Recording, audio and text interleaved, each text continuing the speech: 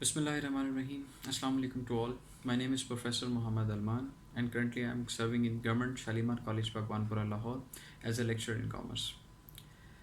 Currently आप लोगों को पता चला होगा कि जैसे हमारे हायर एजुकेशन डिपार्टमेंट ने लेक्चरशिप की जॉब्स अनाउंस की हैं इस वक्त और डिफरेंट सब्जेक्ट्स में मल्टीपल सीट्स जो हैं वो मेल एंड फीमेल्स के लिए अनाउंस हो चुकी हैं।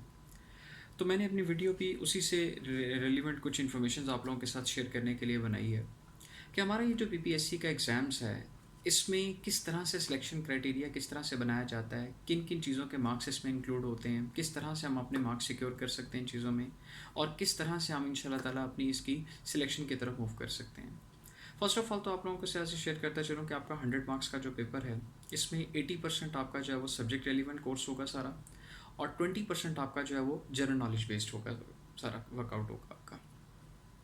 उसके बाद अब आपका जो टोटल सिलेक्शन मार्क्स होते हैं आपके वो 200 मार्क्स होते हैं आपके टोटल इसके अंदर, जिसमें 100 मार्क्स का आपका टेस्ट तो ज़रूर होता है लेकिन उसको बाद में वेटेज पॉइंट ऑफ व्यू से उसको हाफ कर लिया जाता है और उसके 50 मार्क्स कंसिडर किए जाते हैं टोटल। उसके साथ साथ 40 मार्क्स आपके एकेडमिक्स कैरियर के होते हैं जो कि आपके डिग्रीज़ के होते हैं। अगर उसको मैं थोड़ा सा एलेबोरेट कर दूं डिग्रीज़ के मार्क्स को तो आपके टोटल 4 डिग्रीज इसमें काउंट की जाती हैं, मैट्रिक, इंटर, ग्रेजुएशन और मास्टर्स की बात हम करते हैं। मैट्रिक के टोटल मार्क्स आपके 5 होते हैं, इंटर के आपके 7 मार्क्स होते हैं, 11 मार्क्स आपके जो होते हैं वो उसके ग्रेजुएशन के होते हैं और उसके साथ साथ 17 मार्क्स जो हैं वो आपके मास्टर्स के होते हैं।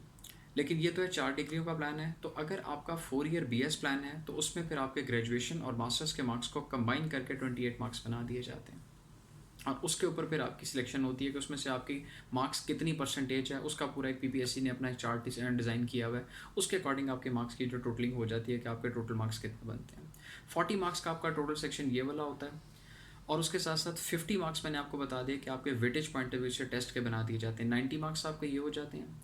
100 मार्क्स का आपका इंटरव्यू होता है, टोटल 190 मार्क्स हो गए और 10 मार्क्स इसमें ऐसे होते हैं जो क्लेम्ड मार्क्स के नाम से कंसिडर किए जाते हैं। अब वो 10 मार्क्स आप पीपीएससी से किस तरह से क्लेम कर सकते हैं कि अगर आपके फादर ऑलरेडी गवर्नमेंट जॉब में हैं तो उसकी बेस के ऊपर वो आपको 10 मार्क्स दिए जा सकते हैं, लेकिन उसमें उनका कोई भी एक बच्चा जो है वो ये 10 मार्क्स क्लेम कर सकता है और इसके लिए फिर आपको वहाँ पर एक एफिडेविट सबमिट करवाना पड़ता है कि जिसमें बाकी तमाम आपके जो ब्रदर एंड सिस्टर्स हैं वो इस चीज़ के ऊपर जो है ना वो एडमिट करते हैं कि वो फर्दर मोर नेक्स्ट कभी भी वो इन मार्क्स को क्लेम नहीं करेंगे। तो अगर वो 10 मार्क्स भी आप इसमें क्लेम कर लेते हैं तो आपके टोटल 20 मार्क्स इसमें बन जाते हैं। अब स्टार्ट लेते हैं दोबारा से अगली वर्किंग के। अगर आप रिटन टेस्ट की तरफ मूव करते हैं तो अब रिटन टेस्ट में पास होना और रिटन टेस्ट के बाद इंटरव्यू में क्वालिफाई करना दो डिफरेंट चीज़ें हैं। 50 मार्क्स के साथ स्टूडेंट पास तो हो जाता है लेकिन इंटरव्यू के लिए क्वालिफाई करने का क्राइटेरिया कुछ और होता है। उसमें ये होता है कि टोटल जितनी सीट्स होती हैं उन सीट्स को मल्टीप्लाई बाय 5 किया जाता है और उतने कैंडिडेट्स इंटरव्यू के लिए सिलेक्ट किए जाते हैं। यानी कि सपोज जैसे हम कॉमर्स की बात करते हैं तो इस पर कॉमर्स में मेल में 30 सीट्स हैं हमारे पास, तो 30 मल्टीप्लाई बाय 5 करते हैं तो 150 कैंडिडेट्स को इंटरव्यू के लिए सिलेक्ट किया जाएगा और जो लास्ट कैंडिडेट होगा 150th कैंडिडेट जो होगा उसके जितने मार्क्स होंगे वहाँ पर हमारा मेरिट क्लोज हो जाएगा। इसका मतलब उससे अबव पर्सन जो हैं वो सारे मेरिट के लिए जो आपके इंटरव्यू के लिए क्वालिफाई किए, लेकिन उससे बिलो बेशक स्टूडेंट 50 नंबर से अबव लेकर पास हो चुका है लेकिन वो इंटरव्यू के लिए क्वालिफाई नहीं करता। और जब आपने रिटन टेस्ट आप लोगों ने अटैम्प्ट करना है तो उसके अंदर भी एक सबसे इंपॉर्टेंट चीज़ ये होती है कि आपको 100 मार्क्स का एमसीक्यूज़ का पेपर होता है और 100 के 100 एमसीक्यूज़ आपने अटैम्प्ट करने होते हैं, कोई चॉइस फैक्टर उसमें नहीं होता। और उसके साथ साथ इसमें एक नेगेटिव फैक्टर हमारे पास ये होता है कि आपके गलत एमसीक्यूज़ की बेस पर आपकी नेगेटिव मार्किंग होती है। करेक्ट एमसीक्यूज़ आपको 1 मार्क्स देता है और अगर आपका नेगेटिव एमसीक्यूज़ आपका गलत हो जाता है तो 0.25 यानी कि क्वार्टर मार्क्स आपका जो आपने मार्क्स गेन किए होते हैं उसमें से भी डिडक्ट कर लिया जाता है। मैं एक छोटी सी एग्जांपल के साथ आपके साथ शेयर कर लेता हूँ कि सपोज दैट आपने 70 मार्क्स आपने गेन कर लिए टोटल करेक्ट एमसीक्यूज़ की बेस के ऊपर और उसके साथ साथ आपके 20 एमसीक्यूज़ अगर गलत हो जाते हैं तो क्वार्टर पॉइंट ऑफ व्यू से देखा जाता है तो 5 मार्क्स फिर आपके जो आपने 70 गेन कर लिए मार्क्स उसमें से भी माइनस हो जाएंगे और रिमेनिंग 65 के ऊपर आप लोग आ जाएंगे। तो इसलिए फिर एक बात का खास ख्याल रखिएगा कि इस पेपर में आपने तुक्के नहीं लगाने, क्योंकि तुक्कों की वजह से अक्सर स्टूडेंट्स के साथ प्रॉब्लम होती है कि नेगेटिव मार्किंग में ये प्रॉब्लम बनती है कि जो उनके गेंड मार्क्स होते हैं वो भी यहाँ से क्या कर लिए जाते हैं, माइनस कर लिए जाते हैं। तो फिर ये बात ने खास ख्याल रखना है अपनी रिटन क्वालिफिकेशन के अंदर। तो रिटन आपने क्वालिफाई किया, उसके बाद जैसे मैंने बताया कि डिग्रीज़ के मार्क्स हमने जो है ना कंसिडर करने होते हैं तो टोटल 40 मार्क्स होते हैं। लेकिन हमारा जो पास्ट एक्सपीरियंस ये शो करता है कि जो हमने पास्ट बिहेवियर यहाँ पर देखे हैं कि जो जिन स्टूडेंट्स की सिलेक्शन हुई है, जिन कैंडिडेट्स की सिलेक्शन हो चुकी है, अगर हम उनके मार्क्स उठा के देखें तो 40 में से ऑलमोस्ट उनकी जो रेंज बनती है वो 30 से 35 की रेंज बनती है जो सिलेक्ट होते हैं नॉर्मली लोग। तो डिग्रीज़ के मार्क्स तो आप अपने खुद से कैलकुलेट कर सकते हैं। तो वो चार्ट आपके पास पूरा पीपीएससी का अवेलेबल है, वेबसाइट पे भी है, और मैं अपने कमेंट सेक्शन के अंदर भी इंशाल्लाह ताला वो उसको शेयर कर दूंगा आप लोगों के साथ। वहाँ से आप आसानी से अपने मार्क्स खुद से कैलकुलेट कर सकते हैं। उसके बाद बात आती है आपके इंटरव्यू के अंदर। तो इंटरव्यू में नॉर्मली जो इंटरव्यू का पैनल होता है वो 3 to 4 पर्सनस का पैनल होता है हमारे पास, जिसमें एक तो कमिट जो है ना वो पैनल चेयरमैन होता है जो कि डेफिनेटली पीपीएससी का मेंबर होता है। उसके साथ साथ आपके 2 सब्जेक्ट स्पेशलिस्ट होते हैं, और उसके बाद 4th पर्सन जो वहाँ पर होता है वो एक साइकोलॉजिस्ट होता है। बट साइकेट्रिस्ट या साइकोलॉजिस्ट जिसको हम कह सकते हैं साइकेट्रिस्ट होता है, वो बाज़-औक़ात अवेलेबल होता है और बाज़-औक़ात नहीं होता, और उसका रोल भी कोई इतना खास नहीं होता। उसने मैक्सिमम 1 से 2 क्वेश्चन सिर्फ आप लोगों से करने होते हैं और उसका रोल वहाँ पे ख़त्म हो जाता है।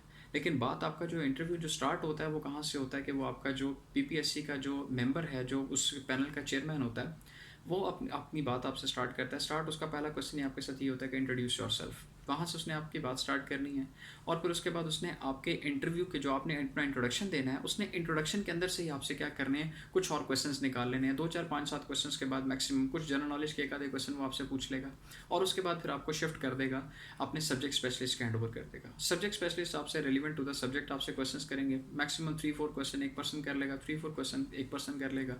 यानी कि आपका जो इंटरव्यू का टोटल टाइम होता है वो मैक्सिमम भी अगर हम कर लें तो 15 से 20 मिनट्स का टाइम होता है। ये भी मैं आपको मैक्सिमम टाइम बता रहा हूँ। बाजू का 5 to 10 मिनट्स के अंदर भी कैंडिडेट्स को फ्री कर दिया जाता है।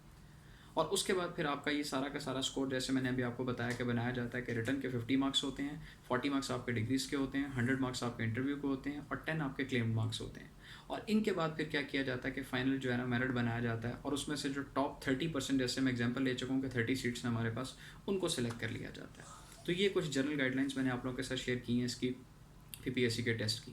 अब इसको अप्लाई करने का भी थोड़ा सा आपको साथ में गाइड करता चलूँ कि आपने सबसे पहले क्या करना है कि पीपीएससी की वेबसाइट से आपने इसका चलान फॉर्म डाउनलोड करना है। चलान फॉर्म डाउनलोड करने के बाद उसके कंटेंट्स फिलअप करने के बाद आपने नेशनल बैंक में इसकी फ़ीस सबमिट करवानी है, और फीस सबमिट करवाने के बाद फिर आपने इसको ऑनलाइन अप्लाई करना है। But most important one thing, आप लोग इस चीज़ को मेक श्योर कर लीजिए कि आपकी तमाम डिग्रीज, आपका आईडी कार्ड, आपके डोमिसाइल, इन सब की डेट्स, जॉब की क्लोजिंग डेट जो है अप्लाई करने की, उससे पहले पहले आपके पास ये सारे के सारे डॉक्यूमेंट्स कंप्लीट होने चाहिए।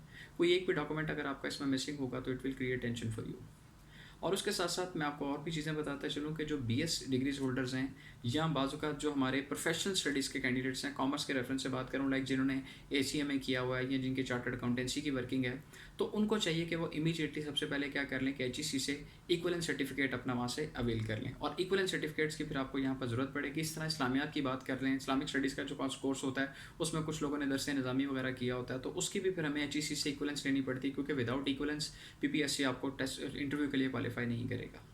तो इस तरह की मज़ीद इन्फॉर्मेशन आपके साथ इंशाल्लाह ताला मैं अगली वीडियोस में शेयर करता रहूँगा। चैनल के साथ आप लोग रहिएगा, सब्सक्राइब कर दें, लाइक कीजिए, और स्टे विद द चैनल। इंशाल्लाह ताला नेक्स्ट आपको मज़ीद वीडियोस के साथ गाइड करता रहूँगा। इजाज़त दीजिए, अल्लाह हाफिज़।